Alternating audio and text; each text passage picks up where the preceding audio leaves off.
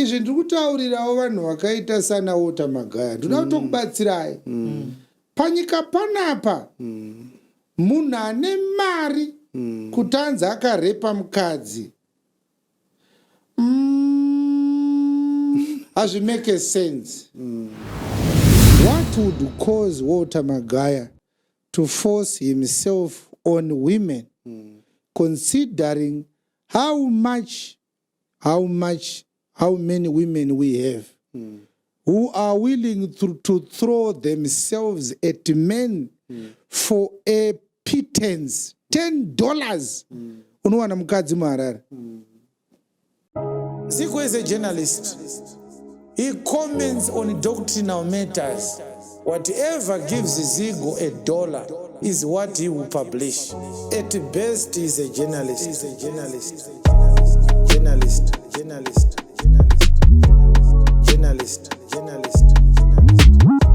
Uye ini ndinofungawo futi kuti dzimwe nyaya idzi dzinenge dzine mweya mukati. Yes. Yeah. Izvi ndiri kutaurirawo vanhu vakaita sana Wota Magaya. Ndoda kutokubatsirai. Panyika panapa munhu ane mari kutanza akarepa mukadzi. Hazvimake sense. Hazvimake sense. Chanetsa chi. Kuepwethu kumajoka anokeshwa $1. Magaya anodonate 150,000 kuzifa. Kureva kuti akada kuenda ne150,000 kuepwethu.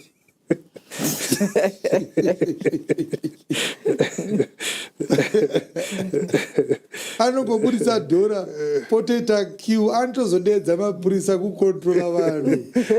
Mashure kuzotonzi pakwana mozodzoka mangwana. Mukomana achada kuzozorora kuti azomugari upenyu mangwana. It doesn't make sense for a man with money to be said to have forcefully abused a woman in that area. It doesn't make sense except under two conditions. Condition number one, there is a spiritual ritual that forces him to do so. We know such rituals exist. The second issue is mental disorder. Kurasika njere chaiko. Yeah. And I don't know, believers, let me be honest with you. We need to be blunt with one another.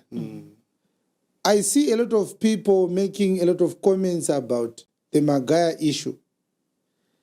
Women. To be honest with you,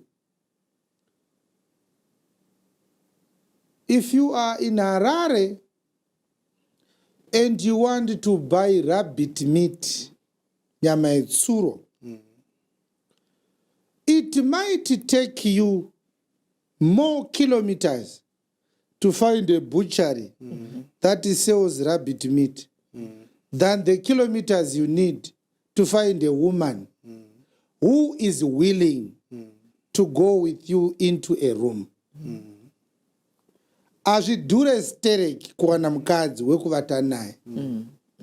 Ende vakadzi chini ichi chinoitwa chiri kunyanyopuhwa credentials, credibility yakanyanya. Achisi chinhu chinonyanyoshamisira stereki makore anaya.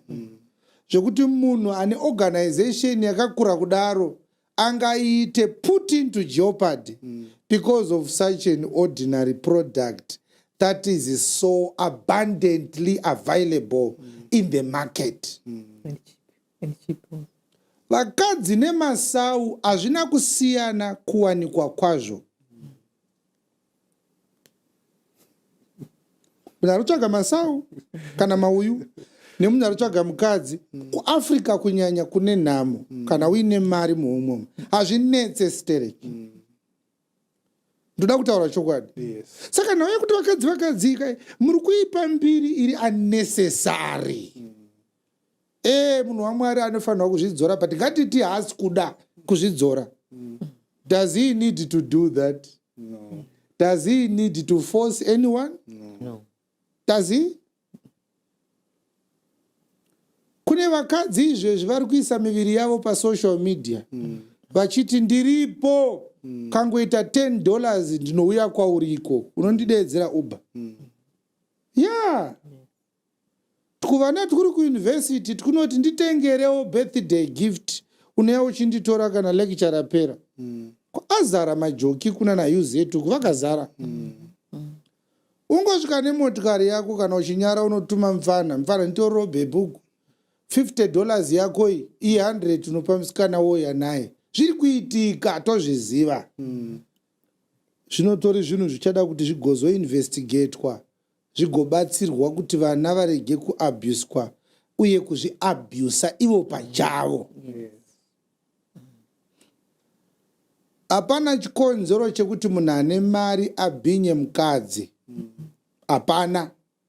Kusara kwekunge zviine mushonga mukati kana kuti achirwara nepfungwa. Vakadzi hachisi chinhu chinodhura kuwana mazuva ano. Iwe kana uri mukadzi bva wazviziva. Musanyanya kuzvitaura stereke abusing kunyepa. Nyaya yekuti abuse iri kungoshanda because you want to play victim. These days men are now victims to women who are over offering themselves. Zvirikuitwa nemahwindi parenge pamutare zvazva kuti uda kukwira bhazi 1 but unodhonzwa nemakondakta emabhazi 3 uya kubhazi redu uya achiti uya kubhazi redu. Ndo zvinoitwa vanhu vane mari nevakadzi izvozvo. Munhu anoshingirira kutsvaga namba dzemunhu waMwari achinyepa. Takambosangana navo kurari kuconference yakati ndakandiriko kuoutreach yekwakati ndanga ndiriko vakati ndizovafonera ndinonzi mai nhingi ndifeiwo namba dzavo vachinyepa.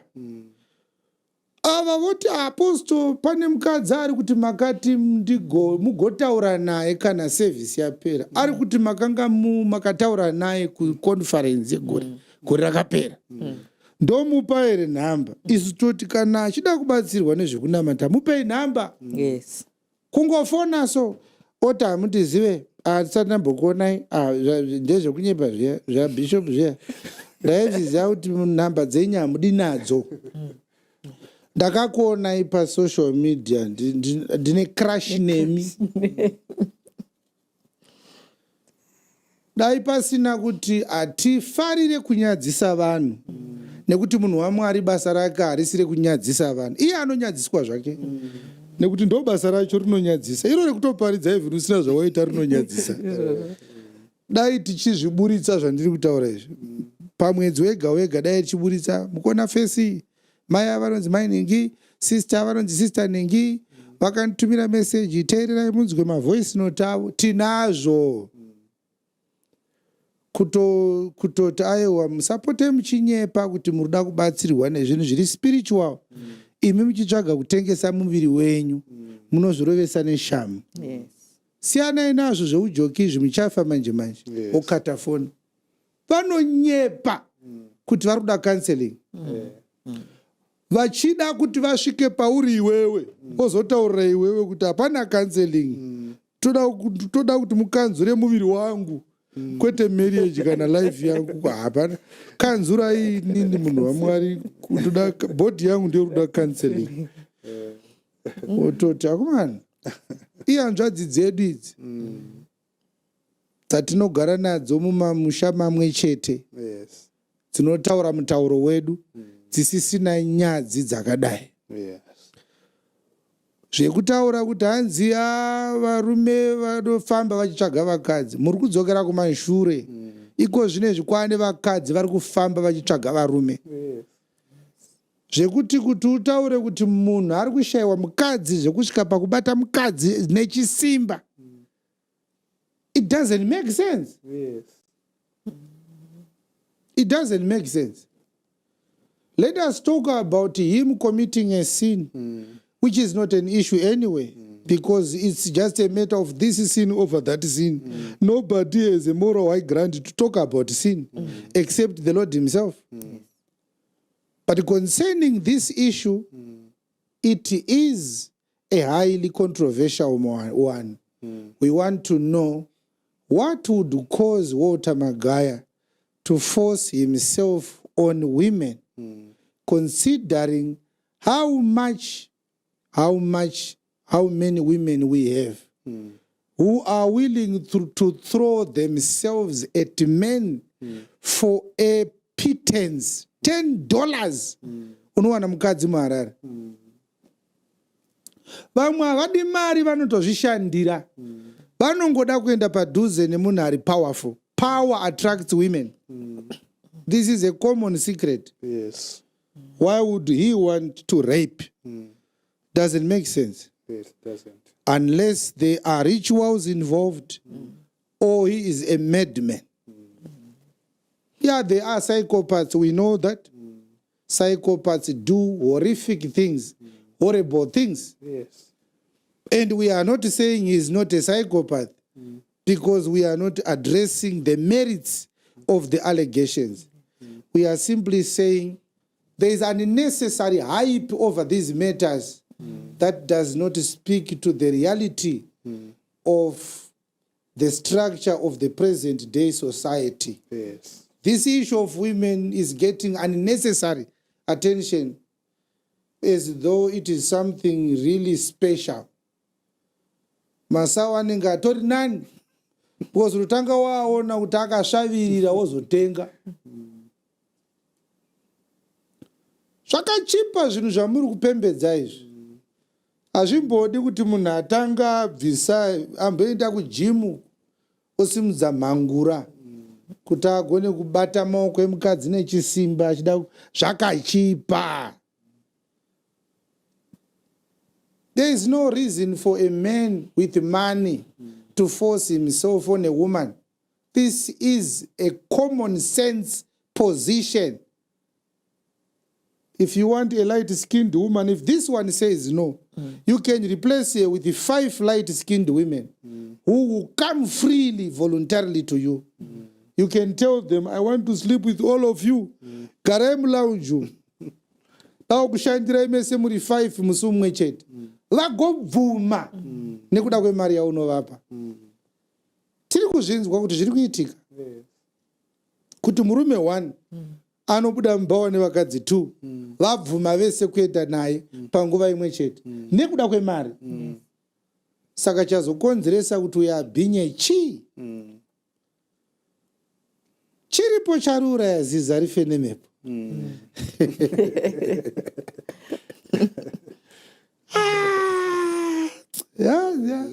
Avasa Chiwenga pane mukadzi ari kuti vakamubhinya kunyemba.